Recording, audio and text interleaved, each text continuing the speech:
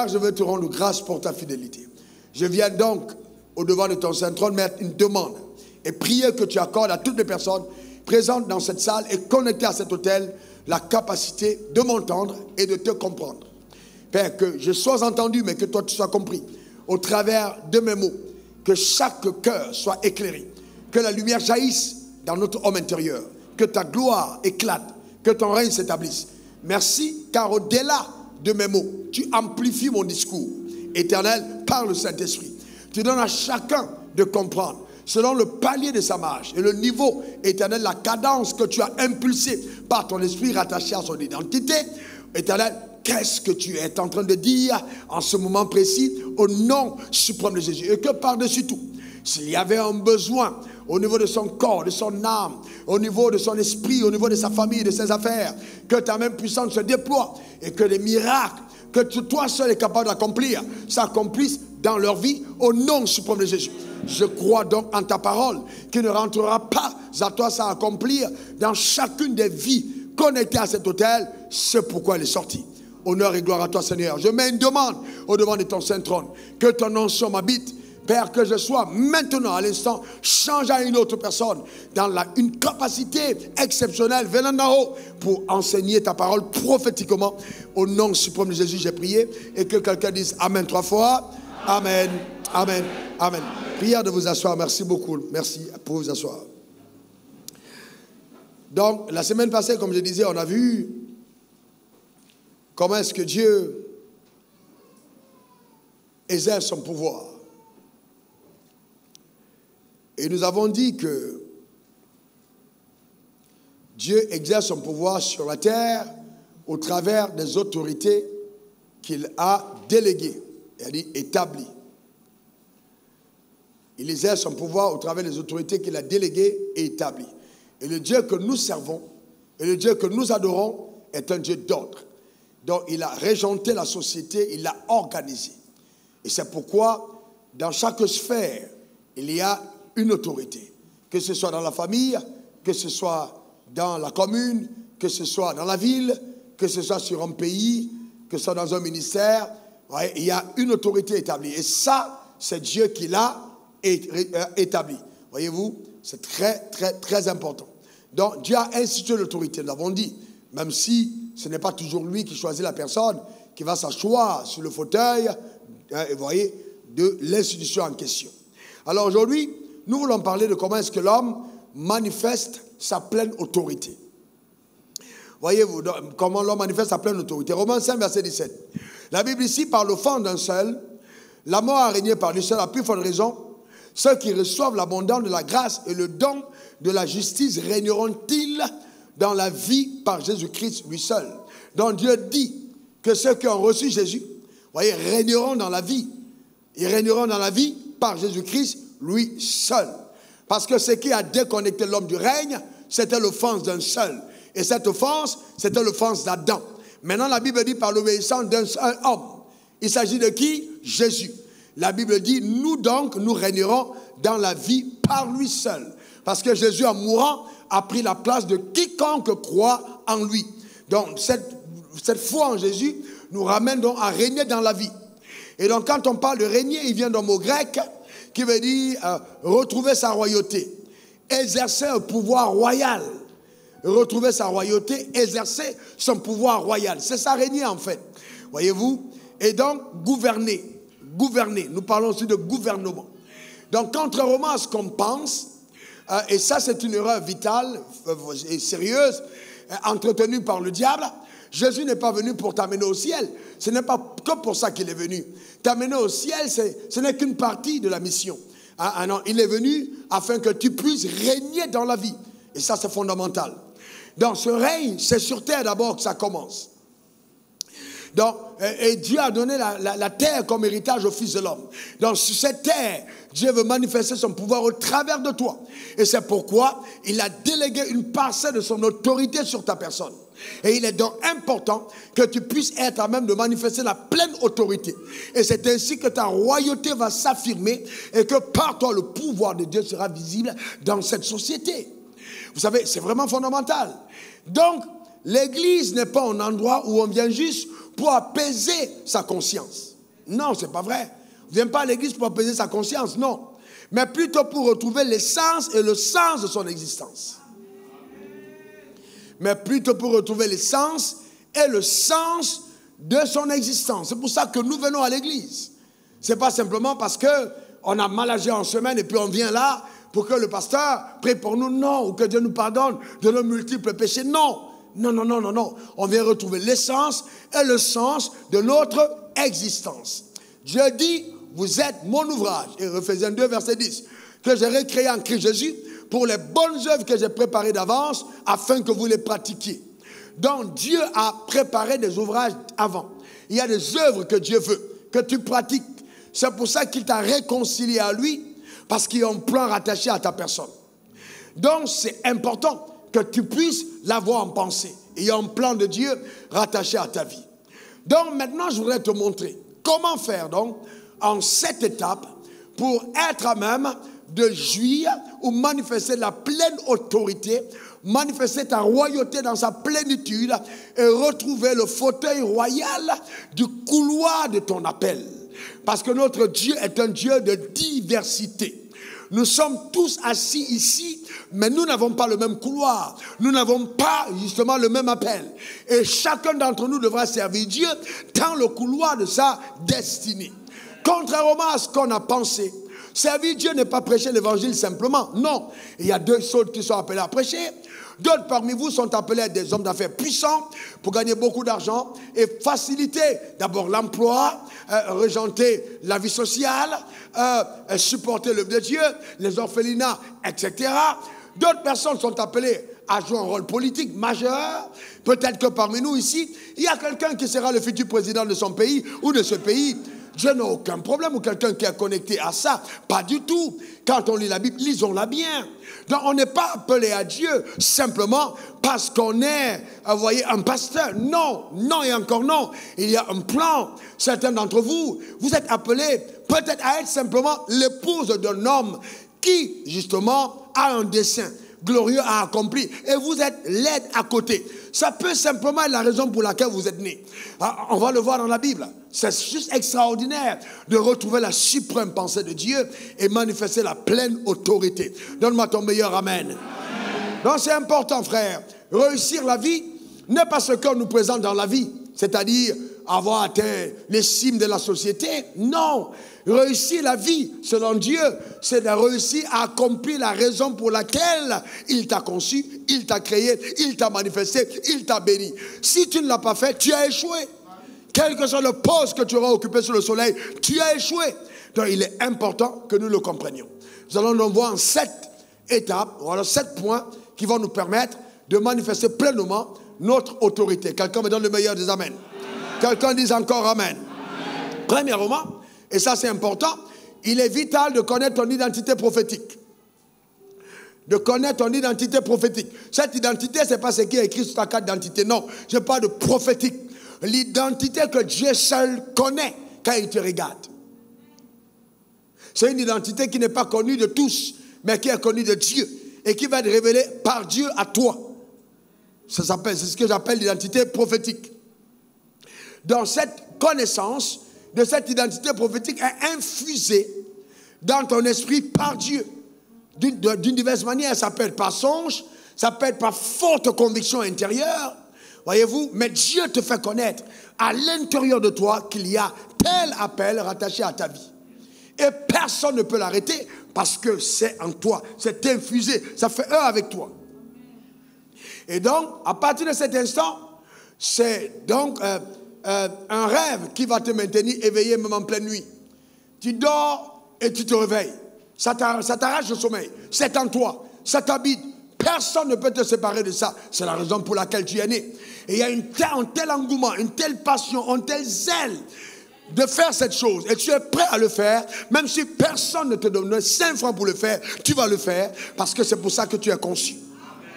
Je l'appelle l'identité prophétique. Dieu l'injecte dans ton esprit. Il faut faire très attention parce que dans nos églises dites réveillées, et souvent pour la majorité très endormies, ce qui se passe, c'est que on vient te dire, écoutez-moi, Dieu m'a dit que tu es prophète. Dieu m'a dit que tu dois laisser l'école pour devenir pasteur. Ah, je sens l'Esprit de Dieu me dit, l'Esprit de Dieu me dit, l'Esprit de Dieu me dit. Voilà. Donc par prophétie, les gens entrent dans certains couloirs sans avoir l'assurance que Dieu les a appelés dans ce domaine précis. C'est une erreur fatale. Voyez-vous, c'est une erreur fatale. La Bible dit dans Romains 8, verset 14, seuls ceux qui sont conduits par l'Esprit de Dieu sont fils de Dieu. On n'a pas dit seuls ceux qui sont conduits par les prophéties. Le drame, c'est que beaucoup se laissent conduire par prophétie et n'écoutent pas Dieu au sujet de leur destinée. Il ne faut jamais commettre cette erreur. Il ne faut jamais commettre cette erreur. N'embrasse pas un couloir tant que le Dieu qui t'a appelé ne t'a pas clairement parlé. Ne c'est pas une aventure. Si Dieu lui-même ne t'a pas donné la pleine conviction, il a plus besoin de toi que tu réussisses la mission qu'il t'a confiée. Car ce n'est pas ta mission, c'est sa mission. Donc s'il y a quelqu'un qui doit se débrouiller pour que tu sois informé clairement, c'est lui. Il a la capacité de jour comme de nuit de te donner la clarté de l'information. Pas besoin de contrefaçon. Donne-moi ton meilleur amen. Donc c'est très important. Donc Dieu va réaliser justement ses plans par toi, parce qu'il a donné la terre comme héritage au Fils de l'homme.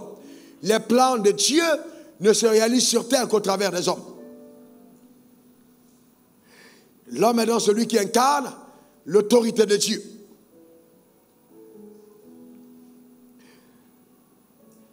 Donc il est aussi question, à ce moment précis, d'un pouvoir prophétique qui n'est pas visible. Parce que quand on parle de ton autorité, de ton identité prophétique, ce n'est pas visible. Les gens ne le reconnaissent pas. Mais derrière cette identité est accompagnée d'un pouvoir. Un pouvoir surnaturel qui est déposé sur ta vie. Et ce pouvoir, les gens ne le voient pas, mais ce pouvoir est là. Parce que Dieu t'a appelé à telle mission. Il t'a déjà donné la capacité nécessaire pour accomplir ce mandat. Mais ceux qui ont les yeux ouverts dans le monde surnaturel peuvent décrypter et voir que sur ton étoile, il y a des informations qui donnent à savoir que Dieu t'a appelé à telle ou telle chose. Ce fut le cas de Jésus. Quand les mages ont vu son étoile, Jésus était un bébé. Mais quand ils sont venus, ils ont dit, nous avons vu le roi des Juifs et nous sommes venus pour l'adorer. Quel drôle de roi! Le roi dans l'étable, le roi au milieu des bœufs, mais ça n'a pas empêché le mouvement des mages vers Jésus. Pourquoi? Parce qu'ils n'ont pas regardé à la chair, ils ont regardé à l'identité prophétique. Je déclare sur ta vie, au nom suprême de Jésus, que Dieu donnera à certaines personnes de lire clairement ton étoile. Et il va créer des connexions surnaturelles, indispensables pour te permettre d'avoir toute la provision nécessaire pour assurer l'appel qui est rattaché à ta vie. Donne-moi ton meilleur amen. Dis encore amen.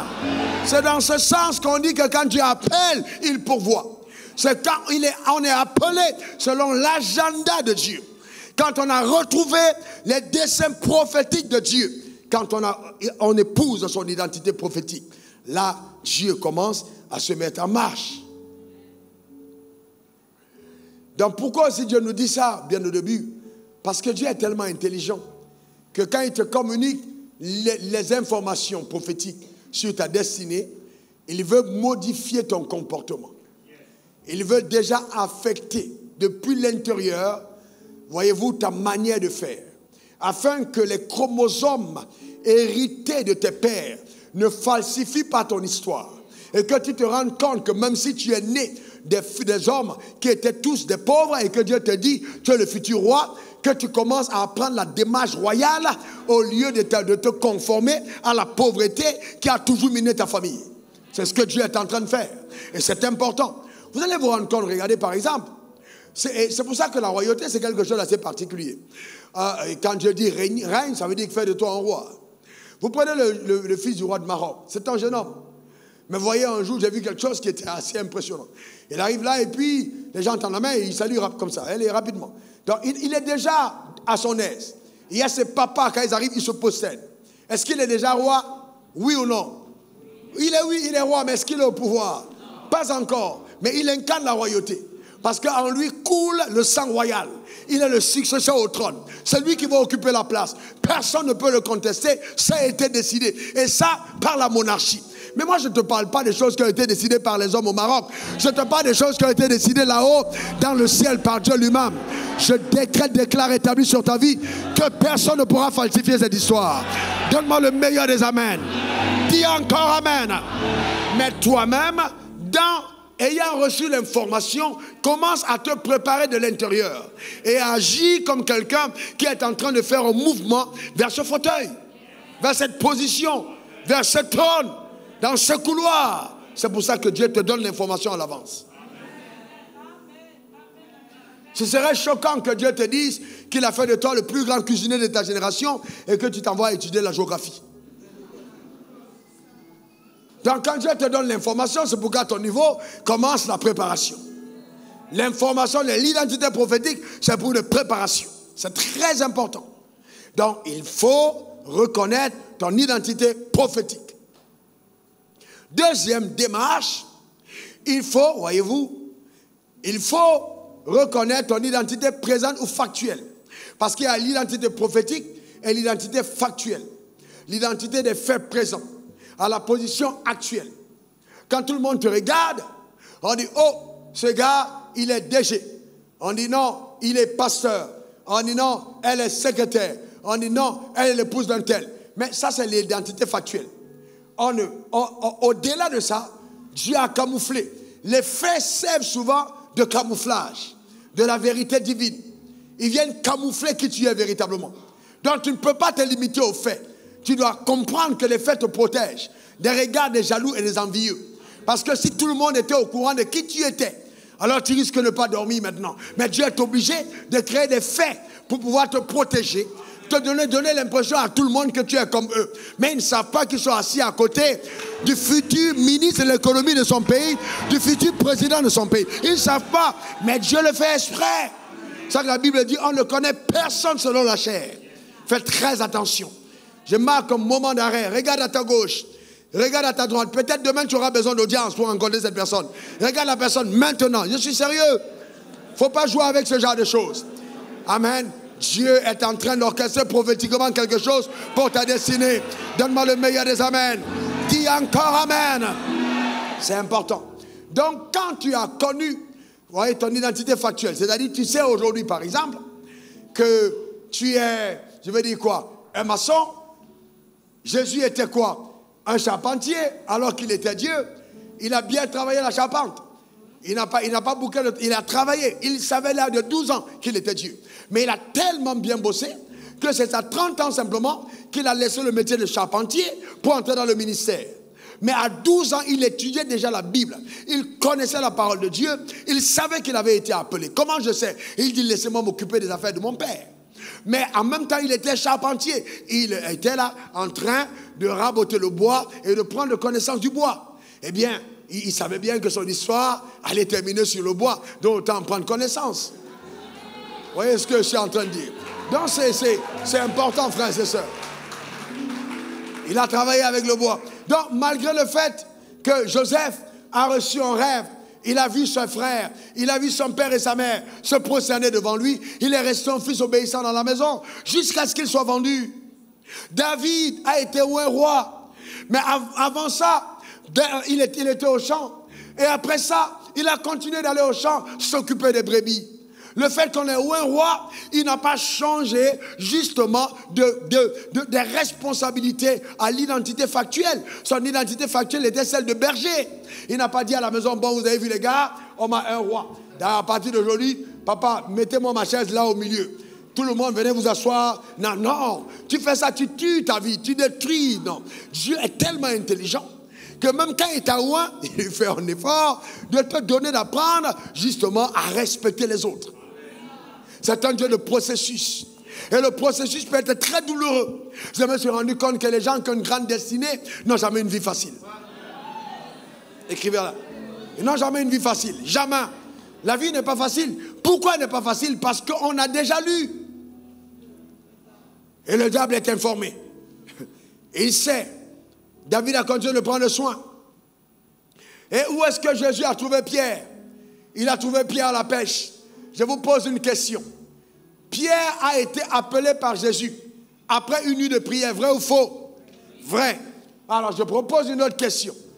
est-ce que Pierre avait été choisi prophétiquement pour être le leader parmi les apôtres avant la pêche, ou il a été choisi le jour où Jésus l'a appelé? C'était avant la pêche. Donc Dieu savait que c'était l'apôtre majeur, on est d'accord? Mais il était pêcheur. Il avait son entreprise de pêche. Vous comprenez ce que je veux dire? Donc attention, le fait que factuellement, aujourd'hui de façon présente, tu as tel poste, ne veut pas dire que ta destinée s'arrête là. Ce serait stupide et terrible pour toi de croire que tout s'arrête là. Dieu est tellement un Dieu de surprise que je t'annonce que ce message est un message prophétique et que si tu l'écoutes, Dieu est en train de te dire qu'il y a quelque chose de grand qui est en train de prendre place en ce qui concerne ta vie. Je sens un mouvement surnaturel qui est en train de prendre place en ce qui concerne ta destinée. Dieu t'amènera encore plus loin. Tu as quelque chose de plus grand pour toi. Quelque chose arrive sur le chemin. Donne-moi le meilleur des amens. Dis encore amen. C'est important, frère. Le hasard n'existe pas. Ceux qui croient au hasard deviennent eux-mêmes les artisans de leur échec.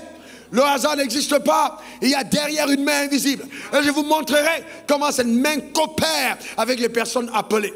Les personnes de destinée comme toi et moi. Pour mener leur vie à un autre niveau. Dis encore amen. À la troisième étape, pendant que tu travailles, n'oublie pas la soumission à l'autorité. La soumission à l'autorité. Parce que celui qui n'a pas appris à se soumettre à l'autorité n'aura jamais d'autorité. Je reprends. Celui qui n'a pas appris à se soumettre à l'autorité n'aura jamais d'autorité. Celui qui n'a pas porté le sac de quelqu'un emportera jamais son sac. Pour être terre à terre. Tu veux qu'on porte ton sac, porte le sac de quelqu'un d'autre. C'est le processus de la vie. Voyez-vous, c'est ce que Dieu a voulu. Donc il faut apprendre à se soumettre à l'autorité. Et donc regardez le cas d'Adam, Genèse 2, verset 17. Dieu met Adam dans le jardin. Il y a beaucoup d'arbres dans le jardin. Il dit Adam, cultive le jardin et garde-le. Verset 17, tu pourras manger de tous les arbres du jardin, mais tu ne mangeras pas l'arbre de la connaissance du bien et du mal. Car le jour où tu en mangeras, tu mourras. Il lui dit quoi? Le jour où tu en mangeras, tu mourras. Vous imaginez le nombre d'espèces d'arbres qu'il y avait dans le jardin? C'est juste hallucinant. Tout type d'arbres dans le jardin. Mais Dieu lui dit, hey, mon gars, je te nomme chef de ce jardin. Tu règnes dans ce jardin. La seule chose que je demande, tu ne touches pas cet arbre. Tu ne manges pas cet arbre. L'arbre dans le jardin, en fait, était quoi? Était le symbole de l'autorité de Dieu dans le jardin. Vous ne pouvez pas être épanoui quand il n'y a pas de limite à votre liberté. Écrivez-le. Vous ne pouvez pas être épanoui, quand il n'y a pas de limite à votre liberté. Vous devez vous-même comprendre que votre autorité, votre leadership est respecté par les limites que Dieu impose à votre leadership. Il faut des limites. Il faut des limites. Est-ce qu'Adam n'était pas le chef? Oui, mais il y avait des limites. Il y avait cet arbre, ce petit arbre, au milieu du jardin. L'arbre était là. Mais Dieu, cet arbre incarnait l'autorité de Dieu. Tu pouvais manger tout, mais pas cet arbre. Et vous savez, quand on regarde l'histoire, on dit, ouais, mais c'était l'arbre, simplement, c'est pas grave. Mais vous savez, c'était vraiment l'arbre. Dieu est spirituel ou Dieu est physique? Il est quoi? Mais vous savez qu'il a établi dans le jardin une présence physique. Et la présence physique de Dieu dans le jardin était l'arbre de la connaissance du bien et du mal. Donc, par cet arbre-là, Adam voyait physiquement l'autorité de Dieu. Et chaque fois qu'il passait à côté de cet arbre, il dit, mon Dieu m'a dit de ne pas le manger. Et chaque fois qu'il ne le mangeait pas, il se soumettait à l'autorité de Dieu. Et chaque fois qu'il était soumis, il avait pleine d'autorité jusqu'au jour où il a mangé. Donc la violation justement des prescriptions de l'autorité a mis fin à son pouvoir, a mis fin à son règne. Que cela ne t'arrive pas. Que cela ne t'arrive pas. Il ne faut pas perdre la tête, non, il faut respecter. Voyez, de nos jours, là peut représenter tes parents à la maison. Ça peut représenter ton patron au bureau. Ça peut représenter le ministre dans ton ministère. Ça peut représenter le pasteur à l'église. Ça peut représenter ton mari simplement. Faire attention de ne pas manger l'arbre. Il faut savoir faire attention. La soumission à l'autorité te donne pleine autorité. J'ai vu des femmes détruire leur mariage parce qu'elles n'ont pas compris que le mari est l'arbre, la connaissance du bien et du mal qu'on ne mange pas. On peut jouer avec tout, mais pas avec son mari. C'est-à-dire quand il dit jouer, c'est mépriser, manquer de respect. Non. Voyez, faites attention au monde contemporain. Faites attention au monde qui se perd. Dieu a établi les choses comme il les veut et il veut les choses comme il les a établies. On ne peut pas démocratiquement changer ce que Dieu a souverainement établi. La démocratie est sous le pouvoir de Dieu, pas au-dessus de son pouvoir.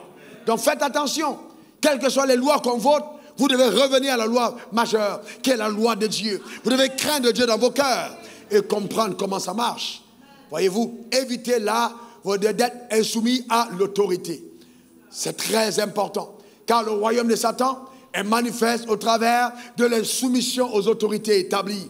Vous voulez détruire une famille? Eh bien, la rébellion commence par le fait que la femme soit insoumise. Ou que le mari décide de se rebeller de l'autorité de Dieu et commence à faire des choses qui sont contraires à ce que Dieu a demandé. Et là, la famille est en danger. N'ouvrez pas la porte à la destruction parce que vous rejetez l'autorité de Dieu sur votre famille. Non, vous devez craindre Dieu et honorer son autorité, respecter son autorité, vous soumettre à l'autorité de Dieu et vous allez avoir plein d'autorité. C'est la meilleure façon de vivre. La meilleure façon de vivre. Donc c'est vraiment important, frère. Vraiment, vraiment important. Voyez-vous? Et le 4, je reviens dans la suite, éviter le piège de la déloyauté. Vous savez, Satan sait que ton chemin est tracé. Alors la seule manière de te sortir de la trajectoire glorieuse de ta destinée, c'est de te tendre le piège de la déloyauté. Il tendra ce piège sur ton chemin pour t'amener à être déloyal. Les personnes déloyales ne vont jamais atteindre le bout final. Ils ne vont jamais arriver au port désiré. Jamais. Parce que la déloyauté, c'est un piège qui te déconnecte totalement, qui te sort de ta trajectoire. Attention. Vous savez, Jésus est arrivé, un jeune homme, 30 ans, il commence le ministère. 31 ans, mort, ressuscite. Aveugle, voit 32 ans, popularité incroyable. 33 ans, c'était le summum. Partout il passait, émeute. Émeute, il n'avait pas besoin d'affiches, non. Mais il n'y avait pas Internet. Mais de façon surnaturelle, les gens couraient de partout. Il y avait émeute. Un jour, les gens viennent lui dire, gars, mon gars, écoute, on va te faire roi. C'est un jeune homme de 33 ans. On va te faire roi. Il y a Marthe et Marie, deux belles femmes à côté. Tu peux les épouser. Elles ne sont pas prêtes à dire non. Elles sont là à côté. Donc tu peux les épouser, tu deviens roi. Voyez-vous? Donc Jésus doit rester lui loyal. Il doit rester loyal à la vision. Loyal à la vision de son Père. Il était né pas pour épouser une femme. Il était né pas pour être roi. Il était né pour aller à la croix. Donc sa destinée était la honte de la croix.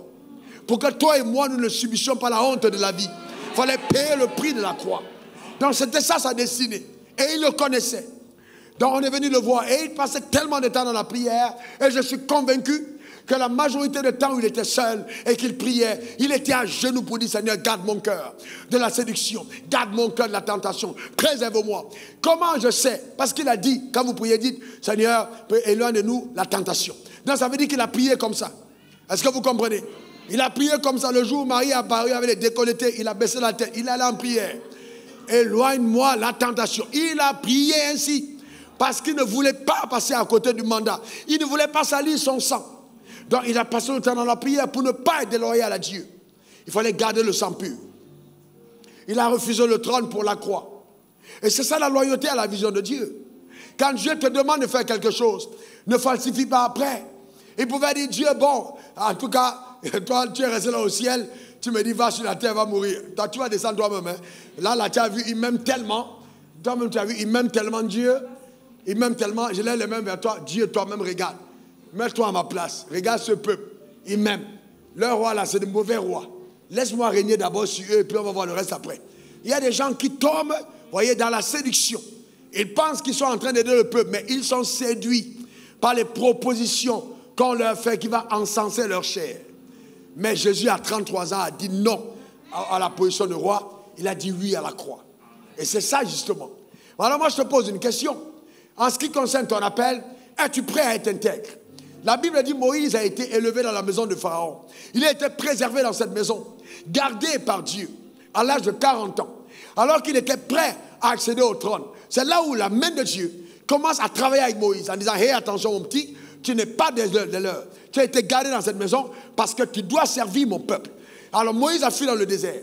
Dites-moi un peu, avant la place de Moïse, aurez-vous fui ou aurez-vous dit dans tous les cas, ces pauvres, ces minables juifs. Ils n'ont qu'à rester là-bas. D'ailleurs, tu n'as jamais été chez eux, tu n'as jamais grandi chez eux, tu n'as jamais été dans leur culture, tu as été élevé dans la royauté.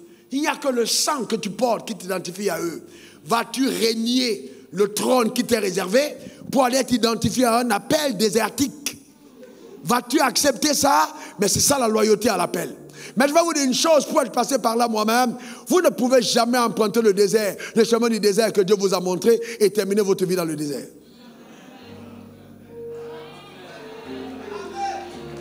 Il y a une gloire derrière. Moïse est un grand leader, puissant. Je l'ai utilisé, terrible, puissamment. Pourquoi? À cause du prix qu'il a payé. Ça s'appelle la loyauté. Il était loyal à Dieu. Donc, il y a aussi la déloyauté vis-à-vis des leaders que nous avons. Ah, ça c'est très grave. Il y a des gens aujourd'hui, vous voyez, je vais vous prendre l'histoire de Potiphar, et on va parler un peu de cette histoire, parce qu'on la présente souvent d'un seul côté. Genèse 39, verset 7 à 9. Après ces choses, Joseph est vendu par ses frères, parce qu'il faut bien que vous compreniez après ces choses, il est vendu par ses frères en caleçon. Il atterrit en Égypte, vendu aux enchères. Il arrive chez Potiphar, il prospère chez Potiphar. Et chez Potiphar, il devient tellement puissant que la femme de Potiphar tombe amoureuse de Joseph. La Bible nous dit, après ces choses, il arriva que la femme de son maître porta les yeux sur Joseph et dit, couche avec moi. Donc, il est entré dans cette maison en caleçon. Dans les premiers habits qu'on lui donne, c'est Potiphar qui l'habille. Potiphar voit la main de Dieu sur lui. Il reconnaît que ce gars a quelque chose. Il établit sur sa maison. Et continuons. Il refusa et dit à la femme de son maître, voici, mon maître ne prend pas avec moi connaissance de rien dans la maison. Il a remis entre mes mains tout ce qui lui appartient, c'est-à-dire un niveau élevé de confiance. Il ne regarde même plus les cahiers de compte, rien. Il dit, Joseph, j'ai confiance en toi. Continuons. Il n'est pas plus grand que moi dans cette maison. Et il ne m'a rien interdit. C'est-à-dire, il ne m'a rien interdit. Et c'était une maison remplie de serviteurs et de servantes. Et il dit, excepté toi. C'est-à-dire que si c'était une autre sœur de la maison, une autre servante là, je peux encore comprendre. Mais là, toi, tu es la femme de mon patron. Donc, ce n'était pas une question de coucher avec une femme. C'était une question de coucher avec la femme de son patron. De celui qui a fait de lui ce qu'il est devenu. C'était ça le vrai problème que Joseph essaie de mettre devant. Comment ferais-je le si grand mal et pécherais-je contre Dieu? Donc il dit, mais comment vais-je aller là? Il y a des gens ici, on t'a ouvert une porte, quelqu'un était gentil avec toi, il t'a fait confiance, maintenant tu récupères sa femme par derrière. Ah mon frère, ta destinée est dangereuse. Dieu va s'occuper de toi, parce que Dieu n'aime pas les choses pareilles. Il y a tellement de femmes qui se baladent dans la rue, c'est celle de ton patron qui t'a fait du bien. C'est elle que tu vises, parce que tu es chauffeur, parce que tu es garde de corps, parce que tu es tout autour. Et la femme aussi. Oh, vous regardez ça. Mais la femme aussi ne touche pas à Potiphar. Potiphar ici, c'est quoi? La femme de Potiphar, c'est le leader qui t'a fait du bien. La femme de Potiphar, ce sont ses intérêts. Et Joseph, c'est toi. Donc, quelqu'un t'a confié ses affaires. Tu prospères, ça va bien. Aujourd'hui, tu es puissant. Et c'est toi qui te mets derrière pour comploter contre lui. Tu es en train de vouloir coucher avec la femme de Potiphar. Ce gars t'a sorti du village. On a lutté pour dire que tu n'as pas une bonne éducation. Que tu n'es pas assez lettré. Mais il t'a aimé comme ça quand même.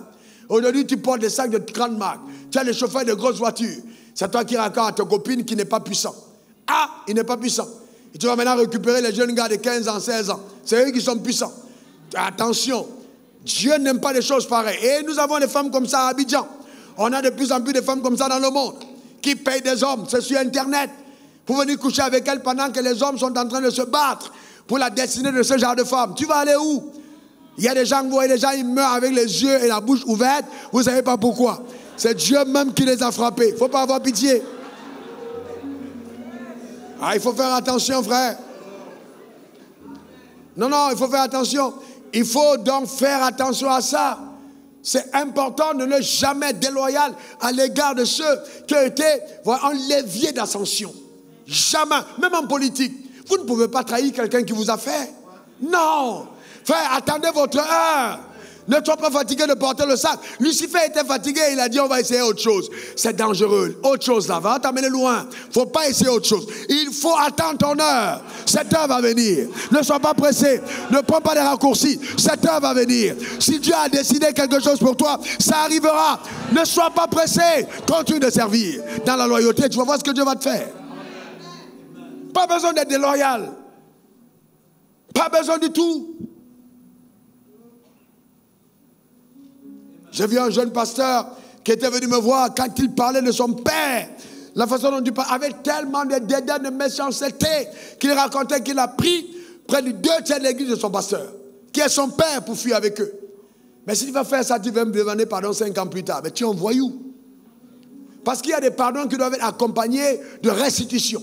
C'est-à-dire tu ramènes l'église en disant je ramène vous tous là-bas dedans, avant de demander pardon. Mais vous savez, il y a des choses terribles.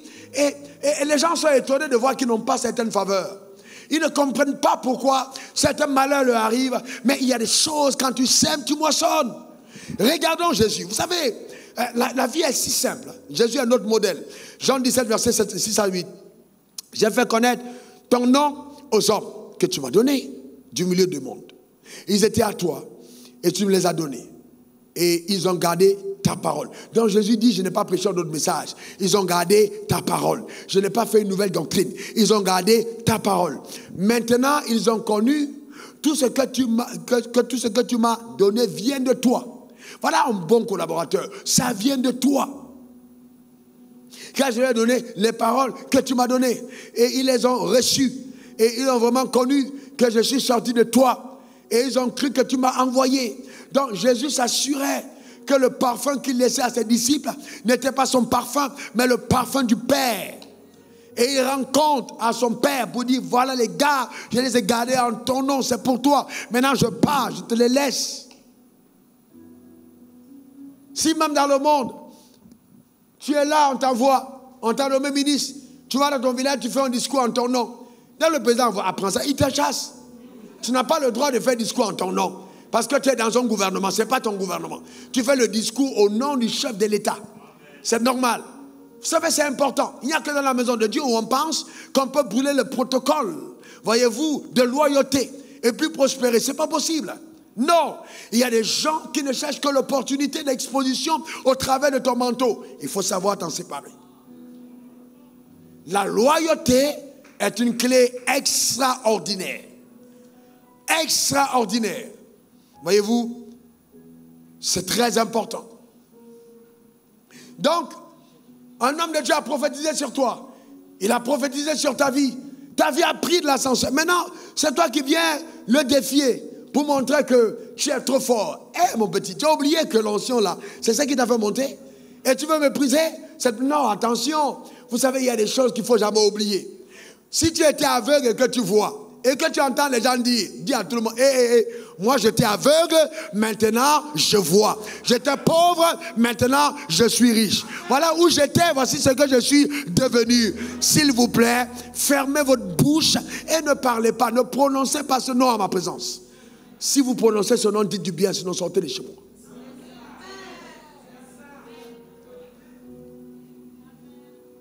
C'est comme ça qu'il y avait un monsieur là qui était là tout le temps, il vient, et puis oui, bon, vraiment je ne comprends pas, le président Alassane a fait ci, il a fait, toutes les fois il parle, je ne parle pas.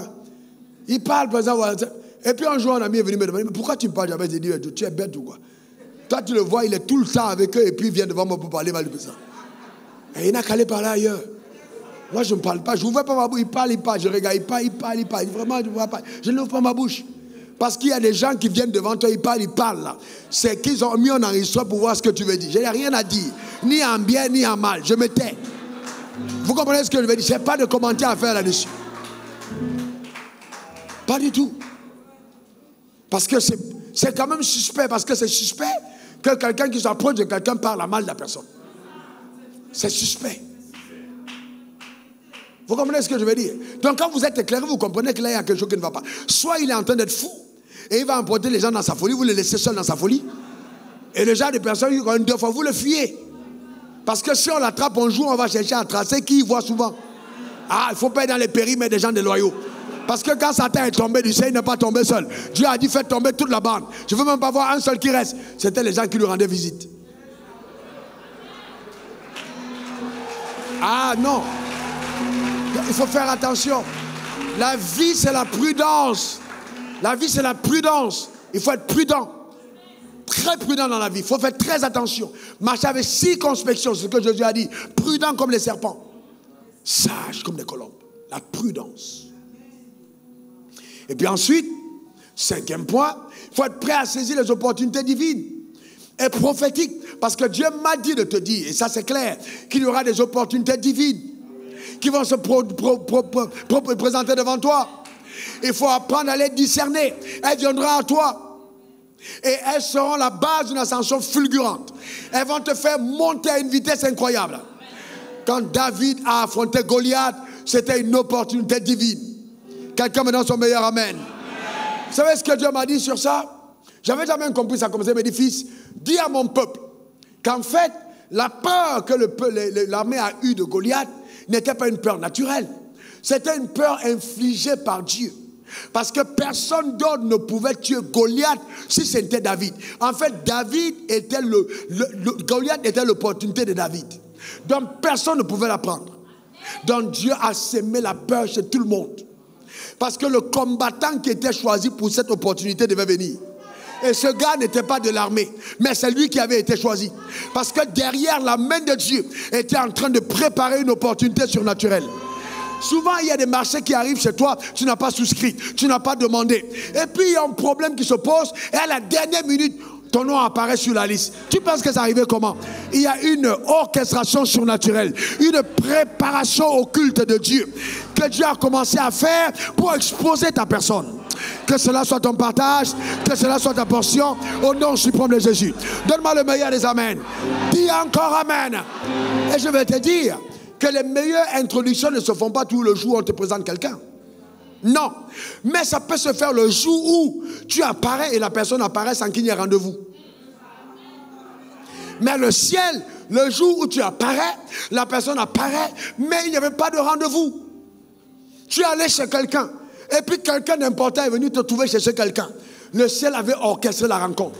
Ce jour, on devait te voir. Et une phrase, on fait tout pour te cacher, pour dire attends. Et puis quand on veut te mettre à côté, celui qui demande, mais le gars là qu'on met à côté, c'est qui? Mais viens qui mange avec nous.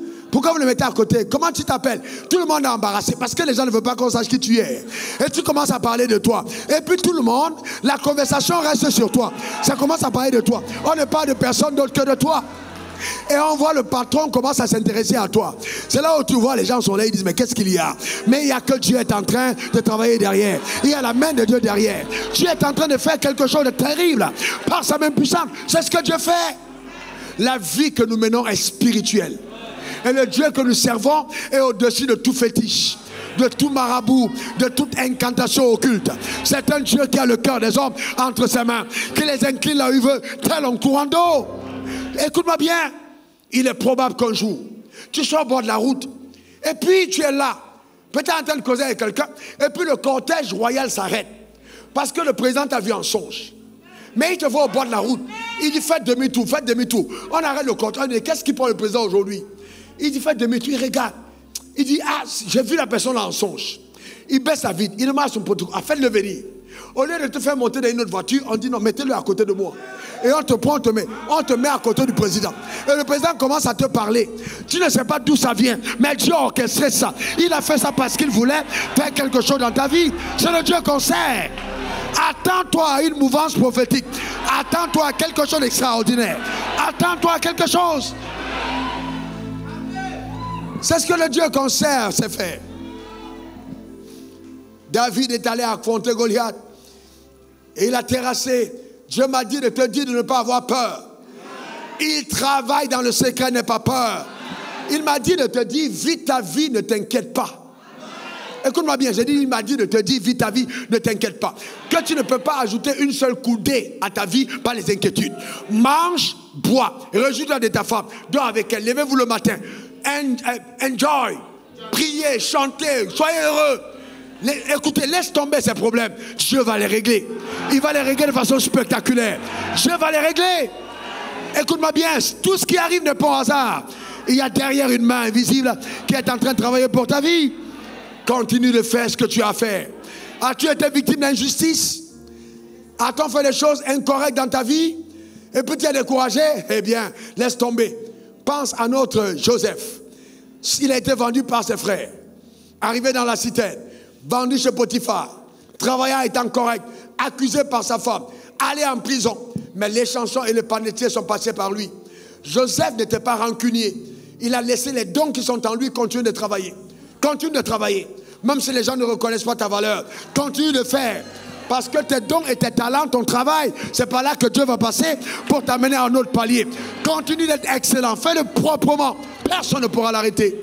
J'ai entendu Dieu me dire de te dire que les dons qui sont en toi, les talents qu'il a mis en toi, c'est le levier qui va te faire monter. C'est l'ascenseur surnaturel qui va t'amener à un autre niveau. Continue de le faire. Fais-le. Je te garantis. Fais-le. Tu seras étonné.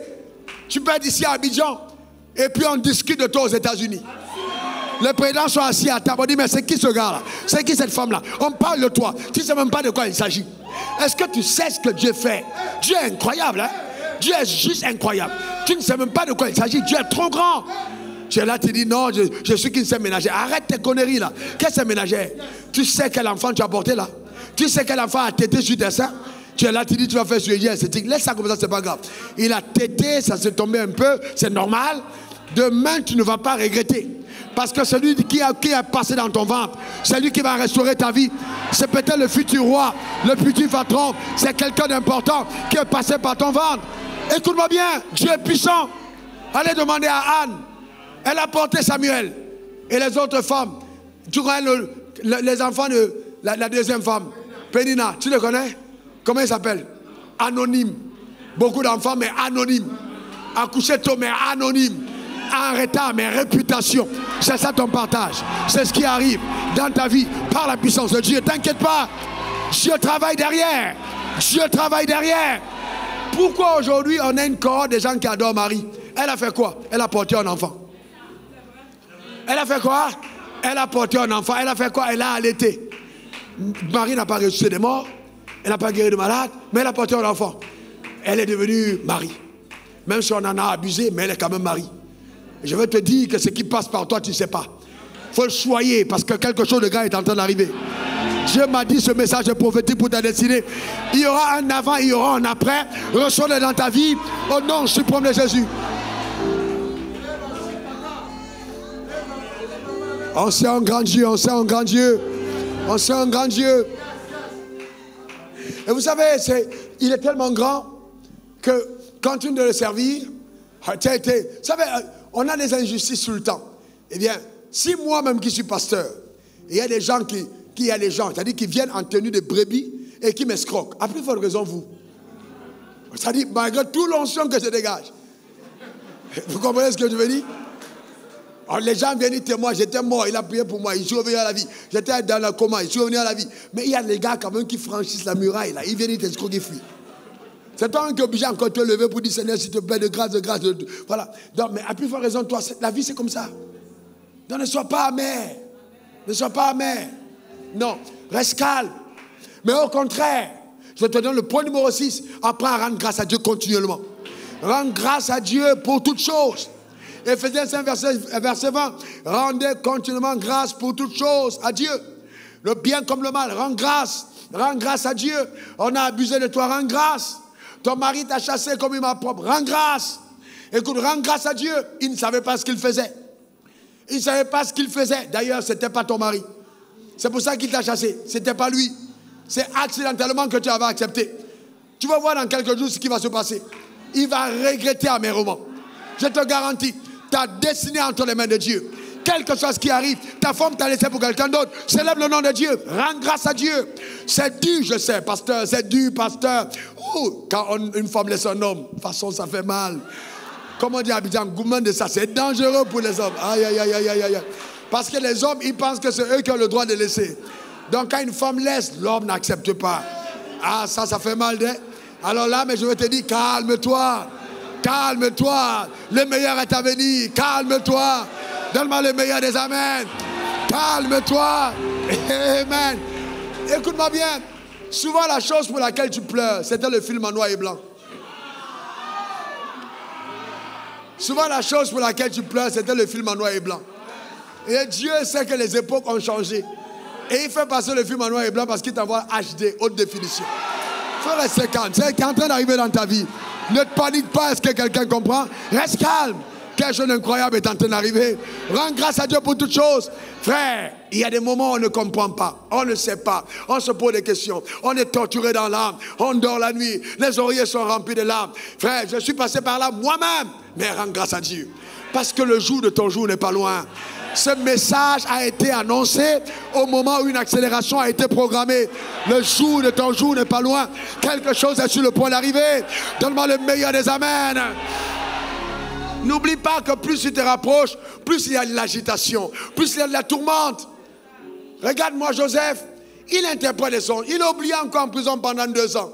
Mais le Dieu que nous servons, ah le Dieu que nous servons, ah le Dieu que nous servons, le Dieu que nous servons, le Dieu que nous servons.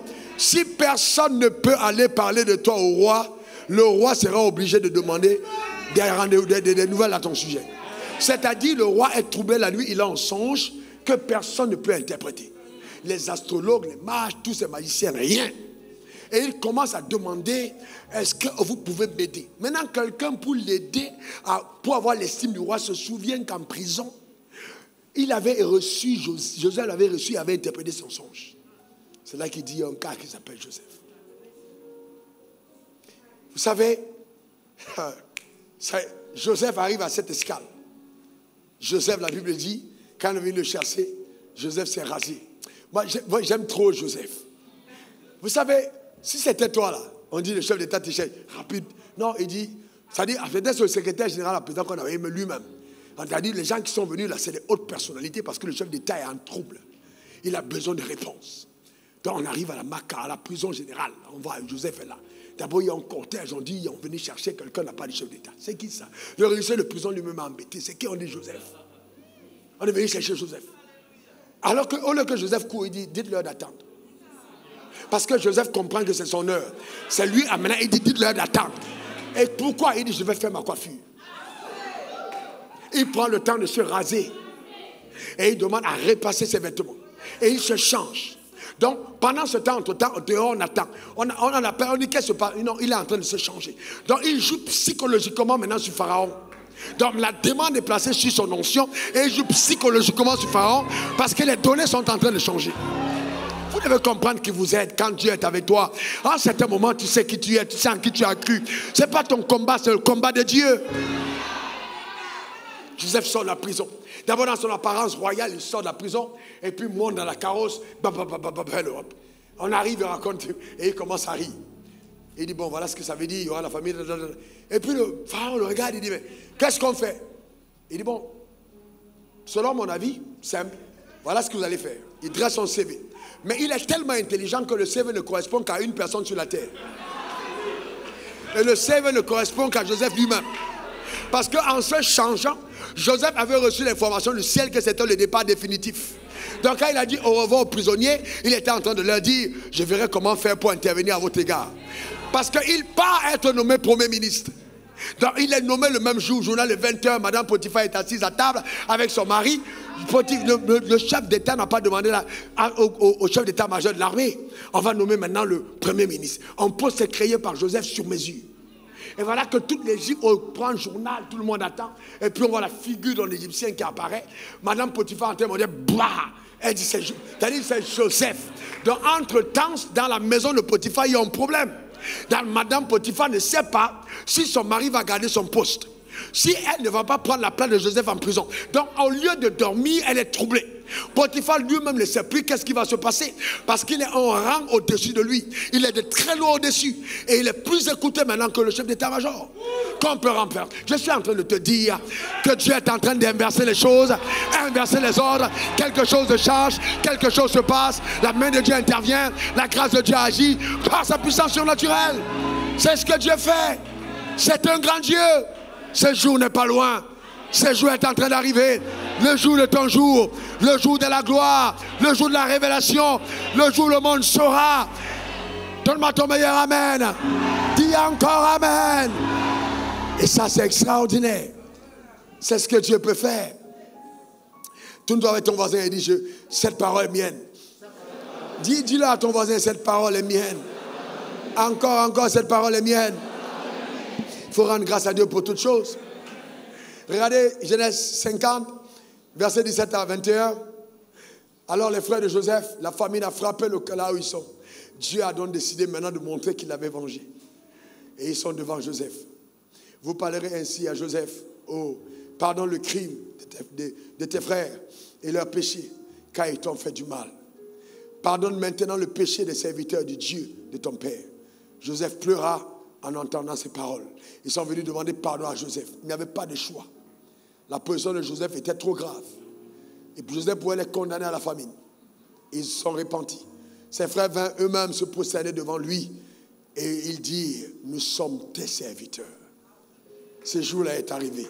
Nous sommes tes serviteurs. Les gens qui t'ont combattu, les gens qui ont dit qu'ils ne croient pas en toi, les gens qui ont fait pleurer ton deuil, les gens qui ont dit c'est terminé, ils viennent se mettre à genoux en disant, nous sommes tes serviteurs. Voilà comment est-ce que Dieu venge.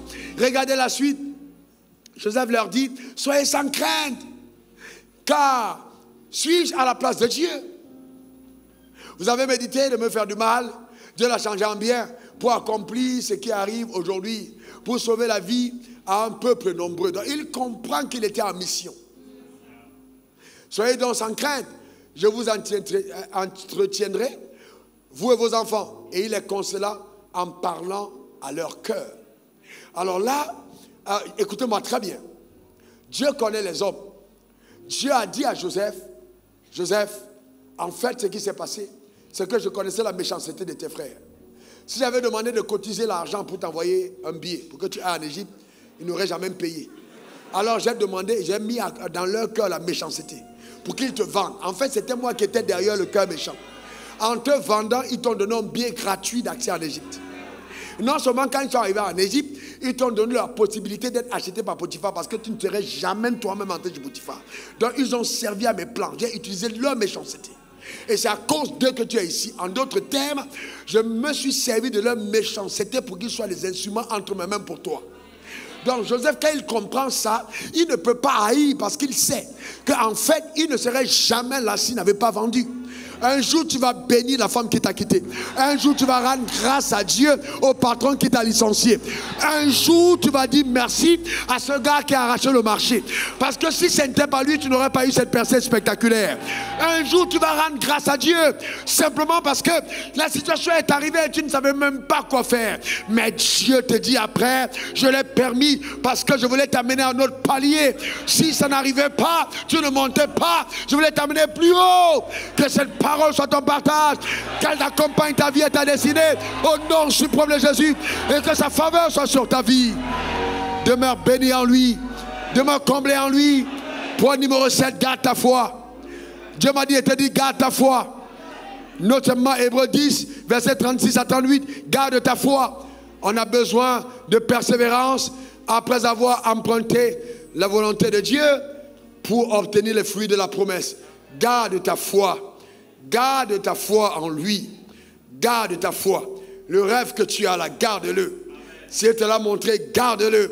Tu ne fais que commencer. Dieu va t'amener trop loin. Garde-le. Ne te perds pas à cette étape. Garde-le. Ce que Dieu t'a montré arrive. Garde-le. Ce que tu as vu, ce n'est qu'une première partie qui se révèle. Garde ton rêve. Ne le lâche pas. Garde-le.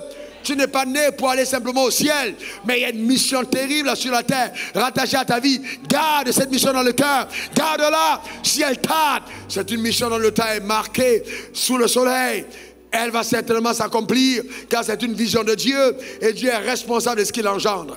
Il te connectera à des personnes importantes, il va te rapprocher à des gens qui vont élever ta main, il va mettre à ta disposition tout ce dont tu as besoin, car c'est lui qui t'a donné ce rêve, et il te mettra tout ce qu'il faut, tu ne t'arrêteras pas en chemin, tu vas atteindre l'objectif final, au nom suprême de Jésus. Donne-moi 3 bons amen. Amen. C'est ton partage et ta portion. Demeure béni, demeure comblé en lui.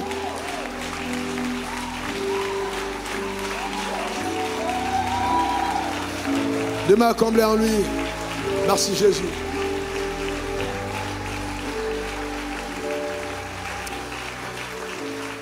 Je voudrais simplement qu'on lève nos mains et que vraiment tu rendes grâce à Dieu pour le surnaturel qui est en marche. Ton histoire est singulière. Un jour, tu la raconteras et toi-même, tu vas pleurer. Tellement elle est puissante, ton histoire. Lève les mains vers le ciel, rends grâce à Dieu. Rends grâce à Dieu pour le surnaturel, pour la main de Dieu qui est au contrôle de ta vie. Rends grâce à Dieu pour cela. Élève ta voix vers le saint trône de Dieu. Bénis Dieu pour tous les travers de la vie, tous les défis auxquels tu as été confronté. Rends grâce à Dieu pour tout son plan glorieux qui est en marche, que ton intelligence peut ne pas comprendre dans cette saison. Rends grâce à Dieu, il est puissant, il est glorieux. Il dit, tu es mon ouvrage, que j'ai recréé en Christ Jésus pour les bonnes œuvres que j'ai préparées d'avance, afin que tu puisses les pratiquer. Élève ta voix, bénis le Seigneur, rends grâce à ton Créateur. Il est puissant, il est merveilleux, il est glorieux, il est élevé, il est distingué. Que ta voix le célèbre, que tes lèvres bénissent son nom, célèbre sa fidélité. Rends-lui grâce pour tes enfants, rends grâce pour ton mari, pour ton mariage, même pour ton divorce. Rends grâce pour les troubles, rends grâce pour les séparations, rends grâce à Dieu pour ta vie, pour les desseins majestueux, glorieux, puissants qui s'accomplissent par ta vie. Rends grâce à Dieu, rends grâce à Dieu, rends grâce à Dieu. Il t'a laissé avec les enfants, il est parti sans pension. Rends grâce à Dieu, c'est pas grave. Rends grâce à Dieu. Le Dieu que nous servons est tellement puissant. Il est un Dieu de justice. Il regrettera demain. Il se mordra les doigts. Et il regrettera amèrement. Amèrement alors, parce que Dieu aura démontré la plénitude de sa capacité d'intervenir. Rends grâce à Dieu pour ta carrière. Rends grâce à Dieu pour ton devenir. Rends grâce à Dieu. Remercie le Seigneur. Élève ta voix. Élève ta voix. Il s'agit de toi et Dieu. Élève ta voix. Si cette vision, tu l'avais enterrée, qu'elle ressuscite, qu'elle ressuscite. Rends grâce à Dieu pour ta fondation. Rends grâce à Dieu pour l'orphelinat. Rends grâce à Dieu pour tout ce qu'il t'a demandé de faire, les hôpitaux à construire, les écoles. Rends grâce à Dieu pour les travaux d'électrification. Rends grâce à Dieu pour la scolarisation des enfants. Rends grâce à Dieu. Rends grâce à Dieu pour les églises à bâtir. Rends grâce à Dieu pour les pasteurs à soutenir. Rends grâce à Dieu pour toutes ces missions que Dieu t'a confiées. Bénis le ciel. Rends grâce à Dieu. Il te rend à même. Il te rend capable.